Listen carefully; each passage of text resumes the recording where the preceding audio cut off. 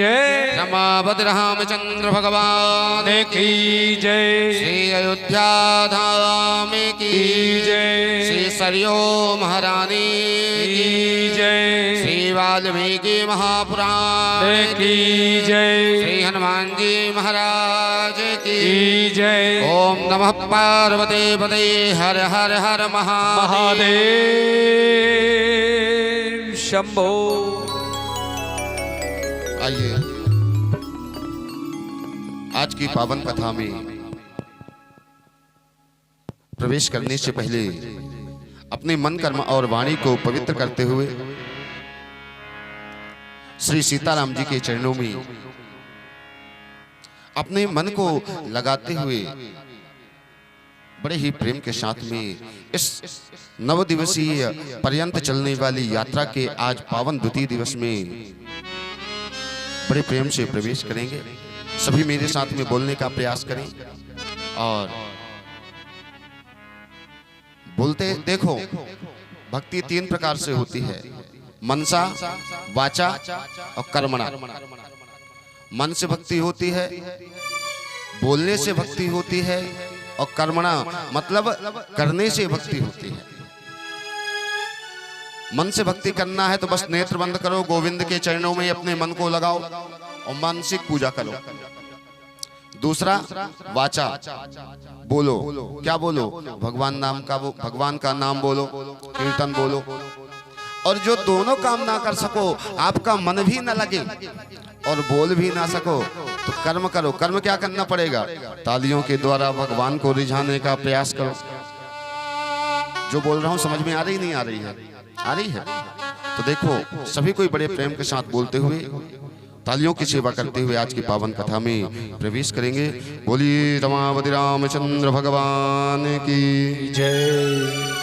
मधुरे मधुरे नाम सीताराम सीताराम, मधुरे मधुरे नाम सीताराम सीताराम, मधुरे मधुरे नाम सीताराम सीताराम, मधुरे मधुरे नाम सीताराम सीताराम, मधुरे मधुरे नाम सीताराम सीताराम। ओ सीताराम सीताराम सीताराम सीताराम, सीताराम सीताराम सीताराम सीताराम। ओ सीताराम गाइए ताली सेवा करते हुए। सीताराम सीताराम सीताराम सीताराम सीताराम सीताराम, मधुरे मधुरे नाम सीताराम सीताराम,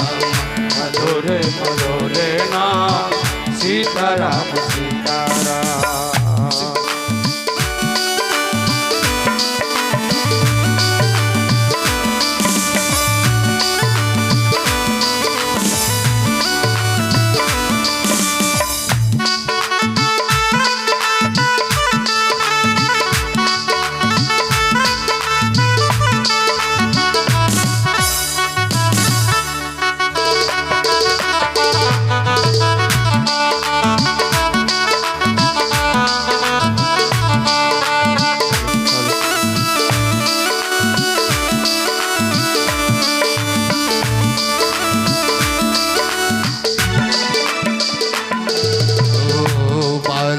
देखियो वानर नारी, बालक देखियो वानर नारी, बालक देखियो वानर नारी, बालक देखियो वानर नारी। राम नाम के सब अधिकारी, राम नाम के सब अधिकारी, राम नाम के सब अधिकारी, राम नाम के सब अधिकारी।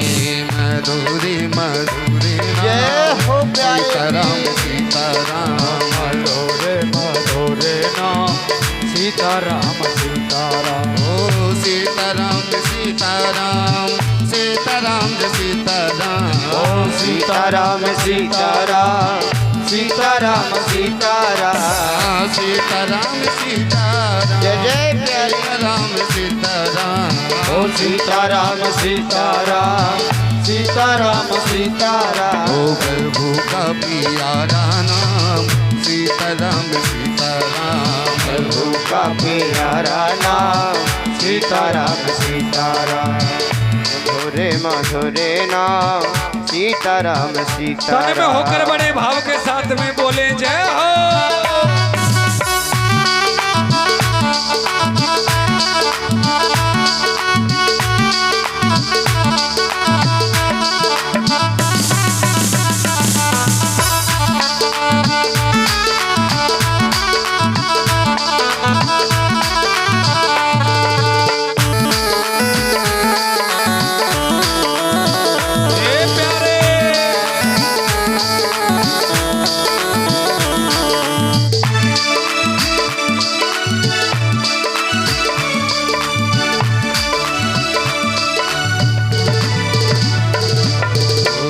कलियुग केवल हरि गुण गाहा योग केवल हरि गुण गाहा कलियुग केवल हरि गुण गाहा कलियुग केवल हरि गुण गाहा गावहि नरिका वही भविधाहा काम हृदय का भाई भव दूरी माधुरी गाइए सीताराम सीताराम माधुरे माधुरे नाम सीताराम सीताराम माधुरी माधुरी नाम सीताराम सीताराम ओ माधुरे मधुरे नाम सीताराम सीताराम प्रभु का प्यारा नाम सीताराम सीताराम प्रभु का प्यारा नाम सीताराम सीताराम प्रभु का प्यारा नाम सीताराम सीताराम ओ प्रभु का प्यारा नाम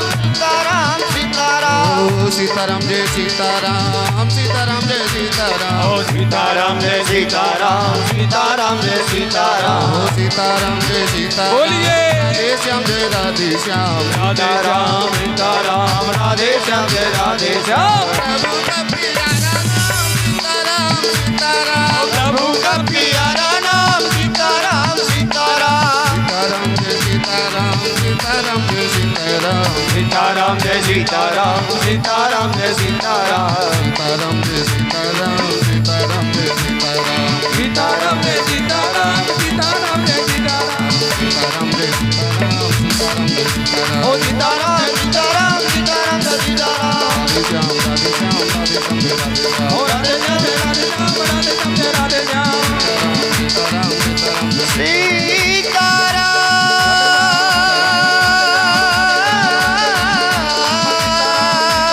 सीताराम सीताराम राधे श्याम सीताराम सीताराम सीताराम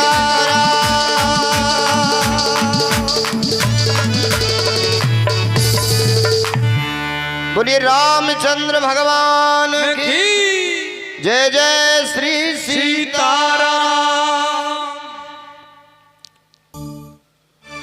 बोली रमावती रामचंद्र भगवान की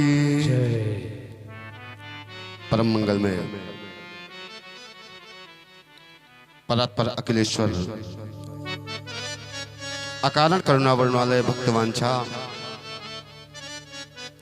कल्पतरु तड़ित विनंदित पीतांबरधारी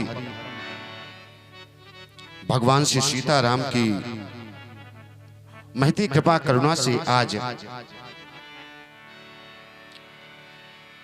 हम सभी इस बलौड़ी गांव के पावन क्षेत्र में अंगार माता का पावन गोद रूपी प्रांगण का आश्रय लेते हुए इस 9 दिवस पर्यंत चलने वाली यात्रा में पावन द्वितीय दिवस में सभी बड़े प्रेम के साथ में रसास्वादन करने के लिए विराजमान हैं देवी स्वरूपा माताएं एवं बहनों। देव स्वरूप भाइयों एवं बुजुर्गों एवं इस परिभ्रमण क्षेत्र में दृश्य अदृश्य में विचरण करने वाले सर्व संत समाज एवं मंचस्थ उपस्थित गंधर्व गायन करने वाले विद्युत समाज के अंदर बैठे हुए उस परमपिता परमात्मा के चरणों में दास का प्रणाम है। सभी मेरे प्रणाम को स्वीकार करें। महाराज 2 वर्षों तक हमने यह जो आयोजन है लगातार 5 वर्षों से चल रहा है। 1 साल यज्ञ हुआ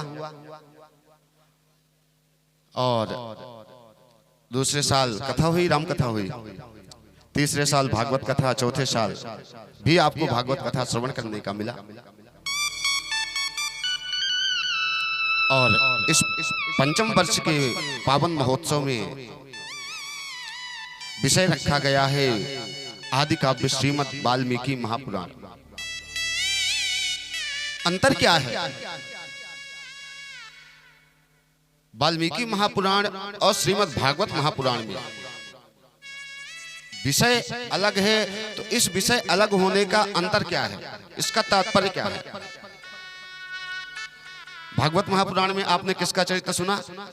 भगवान श्री कृष्ण का चरित्र सुना कि नहीं सुना? 2 साल तक कौन कौन सुना है? हाथ तो खड़े कर लो, मैं भी तो देख लूं कौन कौन सुना है, कौन कौन नए हैं। देखो, टीचर वही समझदार माना जाता है जिसको अपने विद्यार्थियों की पता हो कि कौन सा विद्यार्थी किस क्लास से पास होकर के किस क्लास में आया है। तो हमें भी तो पता चले कि पिछले साल कौन था। जो पिछले साल था उसको आगे की भाषा समझाने का प्रयास करूंगा, और जो नया विद्यार्थी होगा उसको थोड़ी सी पहली क्लास की शिक्षा देने की कोशिश करूंगा। वैसे तो देखो, मैं ही विद्यार्थी हूं, आप सभी प्रायः मेरे से बुजुर्ग और अनुभवी हैं, फिर भी जो गुरु कृपा से प्राप्त हुआ होगा वो आप तक जरूर पहुंचाऊंगा। तो मैं क्या कह रहा था कि दोनों में अंतर क्या है? भागवत में श्री कृष्ण जी की चरित्र है और राम कथा में श्री राम जी का चरित्र है कि राम कृष्ण दो एक हैं, अंतर नहीं निमेष, इनके नयन गंभीर हैं, इनके चपल विशेष। महाराज राम और कृष्ण प्रायः दोनों एक ही हैं, इनमें दोनों में कोई भेद नहीं है। अंतर है तो इतना है कि हमारे जो श्याम जी का चरित्र है वह गरम मसाला जैसे कैसे चटपटा, इनके चपल विशेष, इनके जो नेत्रों में है वो चंचलता है। महाराज आपने सुना होगा भजन में कि श्याम तेरी बंसी पागल कर जाती है। महाराज उसकी बंसी भी पागल करती है, उसके नेत्र भी पागल करते हैं, उसके मुस्कान भी पागल करते हैं। क्यों? चंचलता है। और राम जी का चरित्र कैसा है कि नीलांबुजस्यामल कोमलांगम सीता समारो प्रतिवाम भागम पांडव महासायक चारुचापम नमामि रामम रघुवंशनाथम। गंभीर स्वरूप है। आकाश नीला, समुद्र नीला, आकाश कभी अपनी मर्यादा नहीं छोड़ता है, ऐसे समुद्र अपनी मर्यादा नहीं छोड़ता है। तो कहने का अर्थ यह हुआ कि महाराज जो नीला है वो हमारे राम जी का स्वरूप है, और उसके बाद जिसके अंदर गंभीरता है वह चरित्र ही श्री राम जी का चरित्र है। राम जी ने मर्यादाओं का पालन किया है। उन्होंने जितनी भी मर्यादाओं का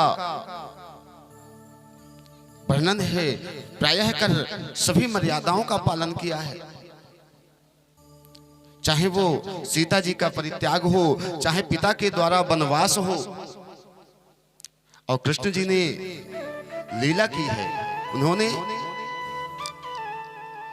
चंचलता दिखाई है। और देखिए, जीव को सीखने के लिए गंभीरता जितनी आवश्यक है उतनी ही आवश्यक चंचलता भी है। महाराज आप अगर जो सीधे साधे हो गए तो सीधे वृक्ष और सीधे मनुष्य हमेशा काटे जाते हैं, और उस वृक्ष को काटने वाला कोई और नहीं, वो भी एक लकड़ी होती है जो कुल्हाड़ी में बेट के नाम से लगी होती है, अपना ही काटता है, दूसरा कभी किसी को नहीं काटता है। जब काटेगा तुम्हें तो कोई अपना ही तुम्हें। लकड़ी को काटने वाला लोहे की कुल्हाड़ी का ही महत्व नहीं है, वो जो बेट लगा हुआ, अगर जो बेट ना लगा हो तो शायद वो वृक्ष ना काटे। तो लकड़ी को काटने वाला भी उसका अपना ही होता है। तो कहने का भाव क्या था कि गंभीरता अच्छी है, परंतु गंभीरता से ही काम नहीं चलना है। संसार में रहना है तो गंभीरता के साथ आपकी बुद्धि भी उतनी ही तीव्र हो, आपका मन भी थोड़ा सा, शरीर जो हो वह चलायमान हो। तो कहने का मतलब कि कर्म आपके कृष्ण के चरणों के जैसे हो और जो मन है आपका वो श्री राम जी के चरणों के जैसा हो। महाराज श्री वाल्मीकि महापुराण ज्ञान यज्ञ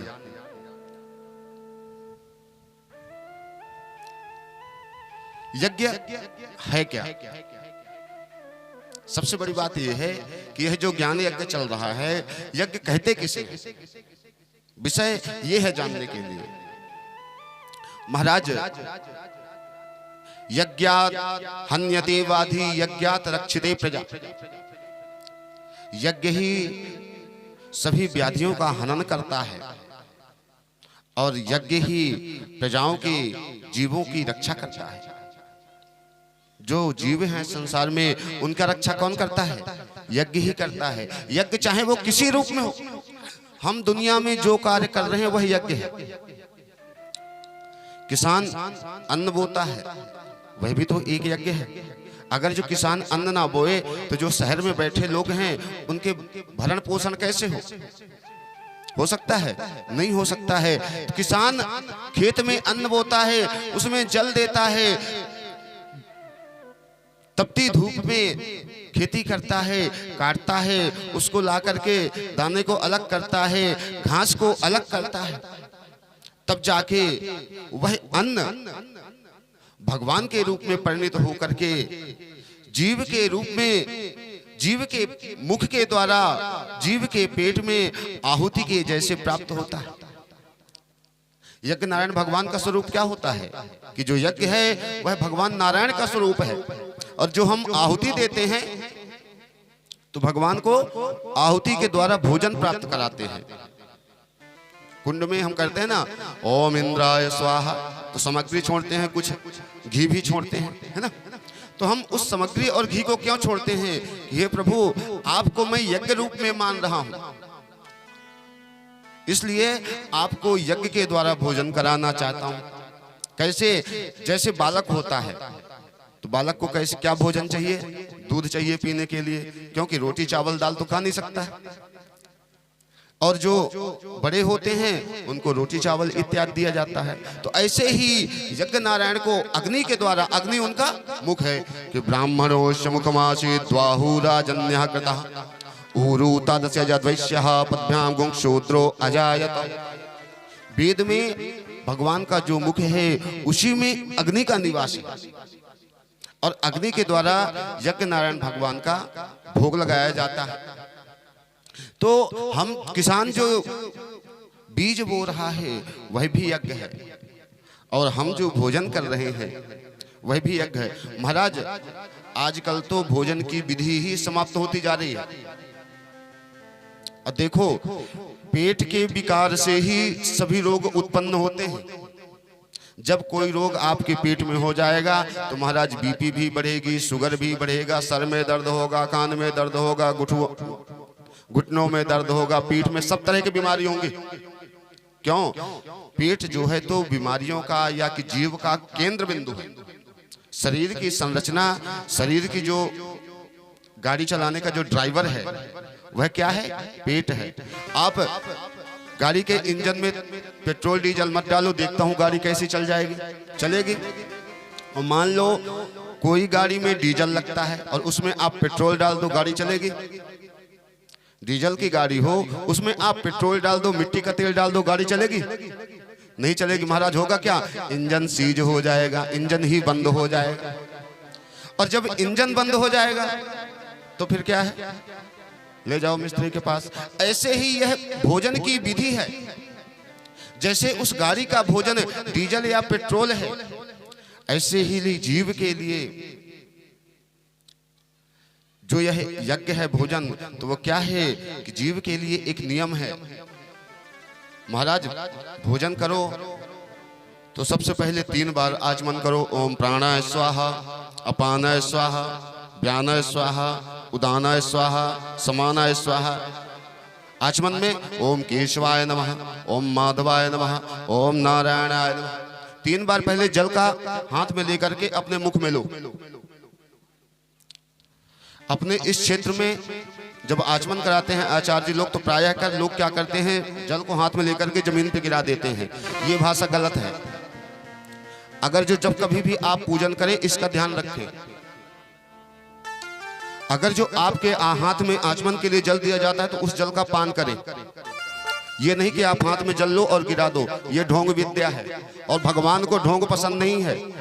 कल विभीषण प्रसंग में आपको सुनाया हूं मैं कि जो उनके सामने बनावटी भक्ति करता है, भगवान उसको कभी प्राप्त नहीं होते।